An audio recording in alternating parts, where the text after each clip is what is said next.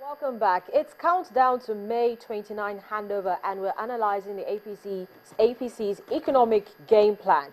At a two-day policy meeting in Abuja, which ended on Thursday, concentration was on key areas including improving the economy for shared prosperity, developing infrastructure for national development, achieving sustainable reforms on oil and gas sector, and much more.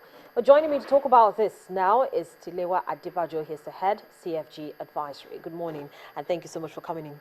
Good morning, Harriet. It's good to be here again. What interesting times. Well, let's start with the cardinal agenda of the incoming APC government, which is on economy, security, corruption, and unemployment. Now, from the conversations at this just concluded APC policy dialogue, do you think there's a realistic plan to tackle the issues? Well, it's too early to say about this realistic plan because it's a transition. As you're aware, the president just signed the budget this week.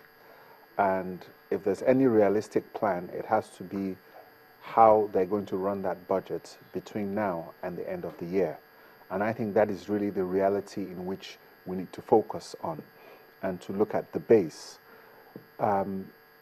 The reality for the incoming APC government will come when they have a chance to be able to cut a new budget against next year.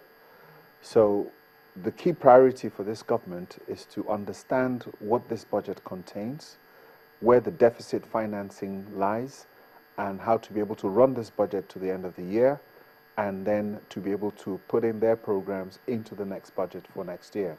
We're talking about the budget. The Vice President-elect, Professor Osinbajo, actually mentioned, that debts, local and international debts, stands at $60 billion, and the nation's debt servicing bill for 2015 is actually put at $953.6 billion, almost 21% of the current budget. Now, during a conversation recently at one of these meetings with the academia and the private sector, Dr. Kayode Fayemi is the Director of Policy and Strategy of the APC, actually mentioned, APC presidential campaign, actually mentioned, that there was going to be a kind of a formulation to look into ensuring that there's a plug-in of all those places with all the leakages to ensure that they get more money back. He was talking as much as 3 trillion naira. But that what we have right now on TV is showing us external debt profile of the top 5 states. We have Lagos, we have Kaduna, Cross River, Edo, and Ogun State. Now, in line with the aspirations of the APC, how realistic is it going to be to plug the leakages and actually gain more money to finance the government? Well, first of all, let us look at the numbers you just put up. And the debt profile of the total debt stock of the nation, as the incoming vice president mentioned, is about 10 billion. That is what the state governments owe out of the 60 billion. About last December, the debt stock was about 67 billion. Now it's about 60. The state governments own 10 billion. The federal government external debt is about $10 billion. And the balance of 40 billion is actually domestic debt. Now, if you take this debt in terms of our GDP, it's not that significant on a GDP of $525 billion. What is significant is the fact that for the last 3 or 4 years, we've seen a spike in the debt service. The debt service used to be as low as 200 billion a year. The debt service is now standing at $1 trillion. And it's ironic because it is within the same period where we've seen government revenues peak at close to 10 trillion naira. So the problem we have really is not the debt profile, but the fact that we are now spending close to 21% of our revenues to service the debt. And that spike from about 200 to about 953 now. Within about 6 or 7 years. So that is really where the problem is.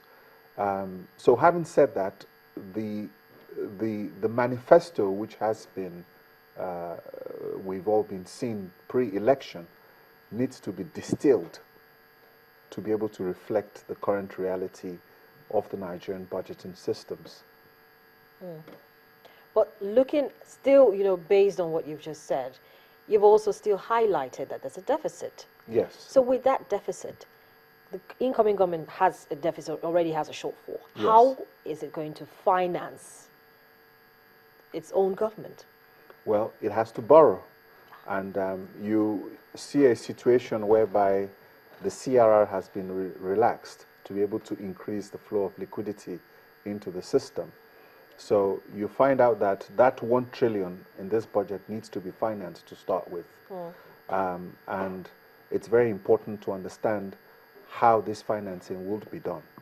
Now, the claims, Dr. Fayemi, I think the mention was at the Lagos Business School, where he said they have leakages, or they have a think tank that has figured about 3 trillion worth of leakages they could plug. Well, the problem with that number is that, is it 3 trillion over the next 2 or 3 years? Because if it's 3 trillion within Naira this or dollars? Naira. If it's 3 trillion within this budget, then the budget is 4 trillion. So that means that leakages in the budget is close to 3 trillion. So I think they need to distill their numbers, they need to distill their programs to look at the current reality of that. But having said that, Harriet, I think what is important that we need to realize is that I hear so many things about the economy being, we're broke, we need to diversify our economy, but I need to say categorically that the Nigerian economy is still very strong and the fundamentals are very solid. It is the politicians who are broke with ideas. The economy is counter-cyclical with the problem of oil. And when you have a situation with the problem of oil, what we have faced over the last 16 years in this country is what I will term a bipartisan conspiracy. And what do I mean by bipartisan conspiracy? It is a conspiracy where both sides of the divide have failed to ignore the fundamental issues within the Nigerian economy, i.e., managing the economy during a downturn. When oil was $120 a barrel, nobody said Nigeria was broke. And it comes to this issue of the excess crude. We have not put in place a mechanism, and I think that the key challenge for this government is to put in a mechanism to manage the economy when oil falls. A lot of state governors can't pay salaries, and they're wondering why they can't pay salaries. Over the last 5 to 6, 7 years, none of these governors have agreed on how to save for a rainy day, i.e., the excess crude account, which you can find the controversy now between the finance minister and one of the governors. She's now threatened that she's going to publish the figures from the excess crude. In 1998, this excess crude account was close to 20 billion. It went down to 6 billion. Today is maybe close to 2 billion. That cannot sustain this downturn. When we had that buffer, it helped us out. So the question is that we have not built the buffer on an institutional basis. The organization that we put together, or the institution, which is the Sovereign Wealth Fund, to be able to help us through this problem, is only funded with $200 million in the Stabilization Fund. Countries like Saudi Arabia, United Arab Emirates, Qatar, Kuwait, they're not worried about the oil price drops. It's not an issue for them. It is only Nigeria and Venezuela that is worrying about that. Even the Russians have gotten over their problems initially that they had. So what is important is that the incoming government needs to put in place a sustained framework. And for the people who say the Nigerian economy is not diversified, I disagree. Oil only contributes 15% of our GDP. Agriculture is about 22%. So we have a very diversified economic base. But we are not taking advantage of this to be able to develop those sectors of the economy. So now, looking at the templates and looking at the fact that oil is no longer the mainstay of the economy, looking at the templates that we know that the incoming administration will be inheriting from this government that's been there for 16 years, are there any that they can continue to work with? Yes, and I think in fairness to what Dr. Fayemi said at the LBS, He did recognize certain programs that were positive that they were going to retain. And clearly, I think it's important that they retain that, but they also have their own agenda and their promises. So they're going to have to tweak the budget to look at that. And I think it's fair enough that, but fundamentally, if you take a look at their policies, what has still not been done is the articulation of the economic direction. And I think we're going to have to wait until they have their ministers in place, or maybe when the president-elect finally gives his inaugural speech, he might use that opportunity to set the tone for his economic direction. Because right now, it's very difficult to say. As I told you last time I was here, when he came tonight, Lagos, the president-elect, to address the business community, he gave us a speech, and at the end of that speech, he qualified it. And he said that this was what was scripted for him and what they asked him to say. The next day, he was in Kano, and he talked about deprivatization, which was quite worrying, and returning to state-owned enterprises, and questioned a bit about the role of the state-owned enterprises. Dr. Fayemi, I think, at the LBS, has given the clearest articulation of what the government has said. The Vice President-elect, Professor Oshibajo, in the last 2 days, I think they have been trying to look at what they were trying to see the current reality and probably articulate more. So let's see if they issue a communique after this 2-day meeting to be able to get a better understanding of their policy direction. But I think it's important to hear from the president-elect himself, probably in his inaugural speech, as to the direction that he wants to take the economy. But clearly, the fundamentals of the economy are sound. We're having challenges because we are not managing the counter-cyclical effects of our economy. And it's now a question of properly putting sustainable structures in place to sustain our economic growth. Our GDP at 526 billion is still the highest in Africa.